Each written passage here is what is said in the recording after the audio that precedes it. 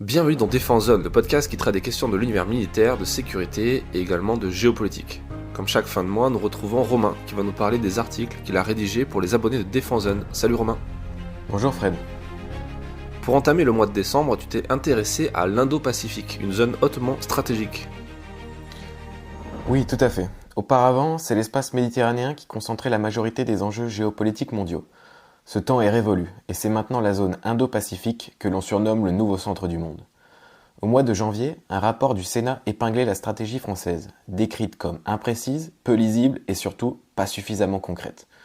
Au terme d'une année où les visites diplomatiques se sont enchaînées, Paris s'apprêterait à publier une version révisée. La France veut tourner la page de l'échec AUKUS et nouer de nouvelles alliances dans la région. L'opposition à la Chine ne semble plus être au cœur de ces partenariats. Paris cherche à convaincre avec des sujets plus proches des préoccupations locales. La lutte contre la pêche illégale et le réchauffement climatique par exemple. Alors revenons du côté de la mer Rouge où les rebelles yéménites Houthis ont ouvert un nouveau front dans la guerre qui oppose Israël au Hamas. En effet, les attaques de drones en soutien au groupe armé palestinien se succèdent dans le détroit de Bab el-Mandab où transite d'ordinaire 40% du commerce international.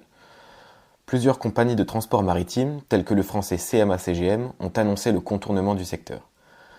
Le lundi 18 décembre, le secrétaire américain à la Défense a annoncé le lancement d'une coalition internationale, l'opération Gardien de la Prospérité, au sein de laquelle la France compte jouer un rôle important. La dizaine de pays qui se sont engagés à y participer doit notamment effectuer des patrouilles conjointes dans le sud de la mer Rouge et dans le golfe d'Aden. Cela risque de s'avérer plus difficile qu'il n'y paraît. Les enjeux sont nombreux et les États-Unis et leurs alliés marchent sur des œufs. Il faudra notamment se mettre d'accord sur l'intensité de la réponse à apporter. Frapper des positions Houthis au Yémen est par exemple complètement exclu. Cela équivaudrait à une déclaration de guerre en bonne et due forme. Alors, territoire crucial pour la France, Djibouti a récemment été mis en lumière par ses bouleversements géopolitiques. Les ministres des Armées et des Affaires étrangères s'y sont rendus le 14 décembre dernier pour renégocier un des accords de défense les plus importants aux yeux de la France. Djibouti borde le fameux détroit de Bab el-Mandab et c'est via sa base militaire du Héron, située sur la presqu'île du même nom, que le pays déploie ses forces en Afrique, dans la mer Rouge et dans toute la zone Indo-Pacifique. Vous avez sûrement entendu parler de la neutralisation de 2 drones par la frégate Languedoc. C'est à Djibouti que le navire fera le plein de carburant et de munitions avant de reprendre ses patrouilles. Ce positionnement géostratégique idéal a fait de ce petit pays un vrai nid d'espions. Les soldats français sont loin d'y être majoritaires. Le camp de Lémonier compte 4500 soldats américains. Non loin de là, Pékin a établi sa seule et unique emprise militaire en dehors du pays. La base chinoise, initialement présentée comme une simple installation logistique en soutien aux opérations anti-piraterie, a acquis une envergure bien plus considérable. La presqu'île du Héron n'est quand même pas la seule base française dans la région. Paris dispose depuis les années 2000 de la base d'Abu Dhabi, d'où opère en réalité une large majorité des navires de la Marine nationale opérant au Moyen-Orient. Tout à fait, oui. Seulement, Djibouti conserve une importance capitale. En cas d'embrasement des tensions entre l'Iran et l'Occident, le détroit d'Ormuz et le reste du golfe Persique seraient complètement bloqués. Sans Djibouti, la France ne disposerait alors de plus aucun relais d'action dans la région.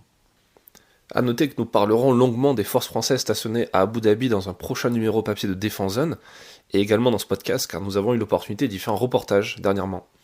Pour finir le mois de décembre, Défense Zone vous propose de faire le bilan de cette année et retrace tous les événements marquants de 2023. Romain, peux-tu nous en parler brièvement ? Oui, nous l'évoquions au début de ce podcast, l'Indo-Pacifique me semble être l'un des premiers points à mentionner. Après l'échec de la politique extérieure de Paris auprès du continent africain, l'exécutif ne souhaite pas reproduire les mêmes erreurs et soigne donc ses relations avec les anciennes colonies. Second point d'importance, l'échec de la contre-offensive ukrainienne. Les alliés de Kiev et l'opinion publique ukrainienne comme occidentale commencent à percevoir l'immensité des investissements qui seront nécessaires pour obtenir la victoire de l'Ukraine. C'est pourtant le contraire qui est en train de se produire. En cette fin d'année, les promesses d'aide militaire n'ont jamais été aussi basses. Dans cet article, nous revenons donc sur les autres éléments clés de cette année 2023, parfois moins médiatisés, mais tout aussi importants. En tout cas, le fil rouge qui se dégage de tous ces sujets, c'est la dégradation du contexte sécuritaire international. Partout dans le monde, les divisions s'accentuent et la paix recule. En témoignent les achats d'armements qui crèvent le plafond, au nord comme au sud. Pour conclure ce podcast, peux-tu nous présenter notre dernier supplément professionnel que les abonnés Premium Pro et Business peuvent d'ores et déjà lire dans leur espace membre ? Toute l'équipe de Défense Zone était présente au salon Millipol qui s'est tenu du 14 au 17 novembre dernier. C'est donc tout naturellement que ce 10e supplément Pro et Business lui est consacré. Cette année a été marquée par l'approche des Jeux Olympiques de Paris 2024, qui accueilleront 15 millions de spectateurs et posent des défis de sécurité considérables.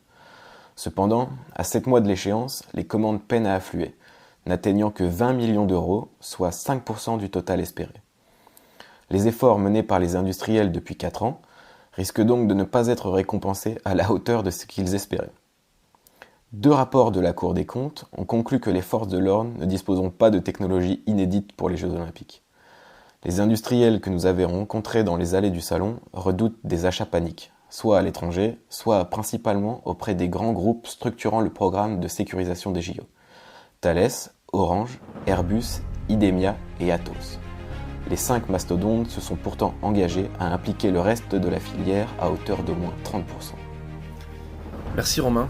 Je rappelle qu'en étant abonné à Défense Zone, vous avez accès à tout ce contenu premium et plus encore, car dans votre espace membre, vous pouvez également consulter tous les anciens numéros du magazine en version digitale depuis le début, et vous pouvez également écouter des épisodes inédits du podcast.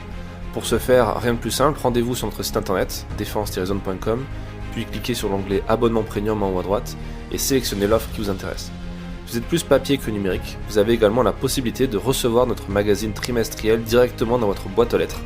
Rendez-vous donc sur le site internet pour découvrir toutes les infos. En description de cet épisode également, et tout l'épisode de Défense Zone vous souhaite de magnifiques fêtes de fin d'année et une très bonne année 2024.